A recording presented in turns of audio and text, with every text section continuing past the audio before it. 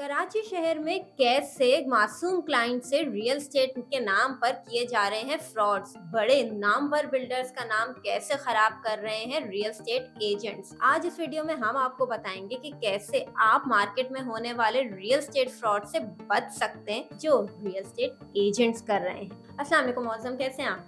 वालेकुम अस्सलाम। मैं बिल्कुल ठीक। अच्छा मौसम, कराची में जो है बेसिकली बहुत से मासूम क्लाइंट्स के साथ एजेंट्स बिल्डर के नाम पे फ्रॉड्स कर रहे हैं, इससे कैसे बच सकते हैं? अच्छा, बिल्कुल कुछ ऐसा हुआ है क्लाइंट्स के साथ। और ये जो हुआ है ये जीएफएस बिल्डर्स के प्रोजेक्ट्स में ऐसा हुआ है कि बाज़ दफ़ा क्लाइंट ये करते हैं कि किसी एजेंट के हैंड ओवर कर देते हैं अपनी पेमेंट और रिलैक्स हो जाते हैं कि मुझे अब मेरी फाइल हैंड ओवर हो जाएगी और जो एजेंट है वो सारे काम कर लेगा। लेकिन बाज़ दफ़ा ऐसा होता है कि कुछ एजेंट्स जो है वो आपकी पेमेंट आगे डिलीवर ही नहीं करते बिल्डर को। उसकी वजह से फाइल आप तक आती नहीं है और आप जो है वो फिर बिल्डर के पास लेके जाते हैं अपनी कंप्लेन। अब बिल्डर के पास क्योंकि आपके नाम से वो पेमेंट मौसूल नहीं हुई है तो बिल्डर आपको इसमें कोई जो है वो नहीं कर सकता आपके साथ कोई रियायत या कोई हेल्प। उसमें ये होता है कि क्लाइंट ये समझते हैं कि शायद बिल्डर भी इस फ्रॉड में इन्वॉल्व है। तो इसका सीधा हल ये है कि जब आप किसी भी एजेंट के हैंड ओवर करें पेमेंट तो उससे जो है आप रिटर्न में लें या कोशिश करेंगे ये पेमेंट जो है वो किसी कंपनी अकाउंट में या जीएफएस के अपने ही अकाउंट में किसी भी बिल्डर के अपने अकाउंट में ट्रांसफर करें ताकि कल को अगर आपकी फाइल आप तक नहीं पहुंच रही या कोई भी इशू हो रहा है तो आपके पास एक एविडेंस मौजूद हो जिसके थ्रू आप काम कर सकते हैं। अच्छा हाँ मौजम, आप भी रियल एस्टेट इंडस्ट्री में काफी पुराने, आप भी काफी डील्स मैच्योर करते हैं क्लाइंट्स के साथ। तो आपके ही जवाब में से एक सवाल आया मेरे जहन में कि क्लाइंट्स को आप किस तरह पेमेंट के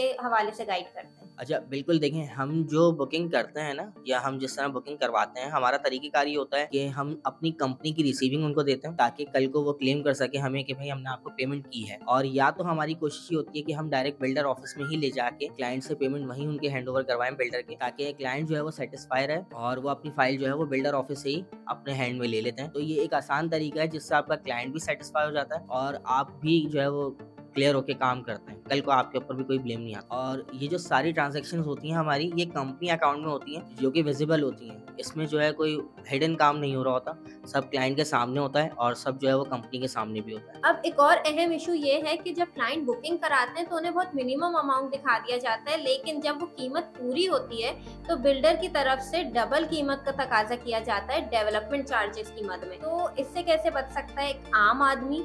दूसरे चार्जेस क्यों लिए जाते हैं? अच्छा, जैसा कि मैं आजकल देख रहा हूँ जिन लोगों ने बुकिंग करवाई भी है ना, तो अब वो हो ये रहा है कि उन्होंने अपना एक व्हाट्सएप ग्रुप बना लिया तमाम अलॉटीज़ ने। अब वो उसमें से खुद ही एक लीडर भी चुन लेता है। फिर वो लीडर जो है उनका वो खिलाफ इसके आवाज़ उठाते हैं कि डेवलपमेंट चार्जेस क्यों बढ़ रहे हैं, इसकी क्या वजह है। लेकिन दरअसल बात ये है कि अगर बिल्डर आपसे डेवलपमेंट चार्जेस ना लेगा तो आपको सोसाइटी में रोड, पार्क्स, स्कूल, मस्जिद, स्ट्रीट लाइट ये तमाम फैसिलिटीज़ नहीं दे सकेगा। और अगर किसी सोसाइटी में ये फैसिलिटीज़ ना हो तो क्या आप रहना पसंद करेंगे उसमें? और देखिए, इसका जो है ना थोड़ा-सा हमारे इकोनॉमिक्स से भी ताल्लुक है। जिस जिस तरह जो है मटेरियल का रेट बढ़ता है, डॉलर अप डाउन होता है, कॉस्ट बढ़ती है हर चीज़ों की, तो बिल्डर को लाज़मी जो है वो बढ़ाने पड़ते हैं डेवलपमेंट चार्जेस। तो मैं ये समझता हूँ कि इसमें थोड़ा-सा कोऑपरेट करना चाहिए क्लाइंट को और बिल्डर इसमें आपको जो है थोड़ा-सा कंसेशन भी देता है, आपसे इंस्टॉलमेंट भी बनवा लेते हैं। एक और चीज जो मार्केट में हो रही है जिससे आम आदमी पता नहीं कैसे बच सकता है, ये कि क्लाइंट्स जो हैं वो एजेंट पे भरोसा कर लेते हैं कि उन्हें सस्ती चीज मिल रही है और जब बाद में पता चलता है तो वो सस्ती चीज इल्लीगल प्रॉपर्टी की शक्ल निकल के आती है। तो इससे कैसे बचा जाए?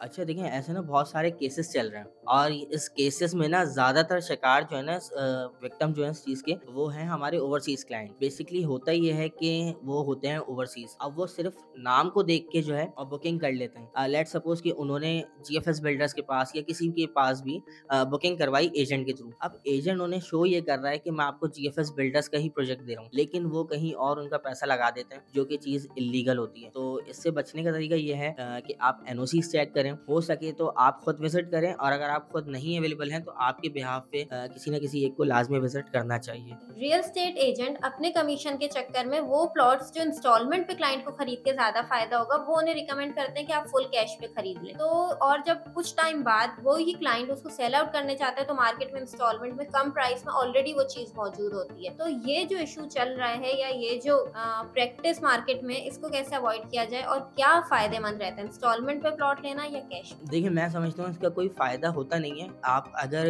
जैसे कि एक सोसाइटी है जहाँ पे इंस्टॉलमेंट पे भी प्लॉट मिल रहे हैं। लेकिन अगर आपको वहाँ पे एजेंट फुल कैश पे पेमेंट करवा के और प्लॉट दिला रहा है, तो इसका मतलब ये है कि वो शायद अपना कमीशन जो है वो जल्दी बाहर करना चाह रहा है और ज़्यादा करना चाह रहा है, क्योंकि कैश में और इंस्टॉलमेंट में कमीशन में थोड़ा-सा फ़र्क आ जाता है। लेकिन उसमें नुकसान हो जाता है आपका। आपने लिया फुल कैश में और आपकी थिंकिंग ये है कि मैं जो हूँ ना अब इसे आगे प्रॉफिट में सेल कर दूँगा, कुछ साल बाद या कुछ महीने बाद। लेकिन सेम उसी जगह पे जब बिल्डर इंस्टॉलमेंट पे प्लॉट दे रहा होता है, तो आपसे कोई भी फुल कैश पे परचेज़िंग नहीं करेगा। तो आप क्या रिकमेंड करेंगे कि कैश पे कौन-सी प्रॉपर्टी बाय करनी चाहिए? कैश पे आपको प्रॉपर्टी वहाँ खरीदनी चाहिए जहाँ रेडी फॉर पोजेशन प्लॉट हो। अब जैसे मेरी नज़र में एक सोसाइटी है मली टाउन रेजिडेंसी फेज़ 3, वहाँ पे रेडी फॉर पोजेशन प्लॉट है, जो कि अगर आप फुल कैश पे लेते हैं ना तो आपको फ़ायदा होगा और वो आपको इंस्टॉलमेंट पे भी मिल रहा है। बहुत-बहुत शुक्रिया, आपने हमें अपना कीमती वक़्त दिया। कुछ अल्फ़ाज़ों में 3-4 टिप्स हमारे क्लाइंट्स को दे दें जो रियल एस्टेट में इन्वेस्टमेंट का सोच रहे हैं। अच्छा, देखिए, पहली टिप ये है कि पहली चीज़ आ जाती है आपकी पेमेंट। आप जब भी कोई प्रोजेक्ट सेलेक्ट करें, उसकी पेमेंट करें तो वो होनी चाहिए अकाउंट के थ्रू, या उसकी कोई रिसीविंग, कोई स्टैम्प, कोई सिग्नेचर आपके पास लाज़मी होना चाहिए ताकि कल को आप उस चीज़ को क्लेम कर सकें। दूसरा ये कि उस चीज़ को जो है ना पहले मेक श्योर करें कि जो चीज़ मैं ले रहा हूँ वो इल्लीगल नहीं है, वो अप्रूव्ड है और उसकी एनओसीज़ वगैरह तमाम चीज़ें मौजूद हैं। सही है? और तीसरी चीज़ ये है कि किसी भी चलते-फिरते डीलर से डीलिंग ना करें। तो ये चलते-फिरते डीलर्स जो होते हैं ना, ये आपको वक़्ती मुनाफ़ा दिखा के और किसी ऐसी जगह पे लाके फँसा देते हैं कि जहाँ से आपका निकलना मुश्किल हो जाता है। बहुत-बहुत शुक्रिया, आपने हमें अपना कीमती वक़्त दिया।